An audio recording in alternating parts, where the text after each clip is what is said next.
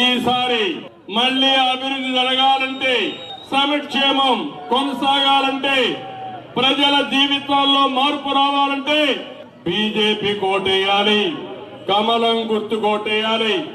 ఇక్కడ సంజయ్ గోయల్ గారిని గెలిపించవలసిందిగా మరొక్కసారి అందరికీ విజ్ఞప్తి చేస్తున్నా. ఆంధ్రప్రదేశ్ లో తెలుగుదేశం, జనసేన, బీజేపీ కలిసి పోటీ చేశాం. అక్కడ పరిపాలనలో ఉండే పార్టీ అడ్రస్ గల్లంతైంది, డిపాజిట్లు కూడా రాలేదు. ప్రజలు నమ్మారు డబుల్ ఇంజన్ సర్కార్, డబుల్ డిజిట్ గ్రోత్, అందరికీ ఉద్యోగాలు వస్తాయని నమ్మి ఓట్లేశారు. నమ్మి ఓట్లేస్తే 7 నెలలు 7 లక్షల కోట్ల రూపాయలు పెట్టుబడులు వచ్చాయంటే అది డబుల్ ఇంజన్ సర్కారు యొక్క ప్రత్యేకత.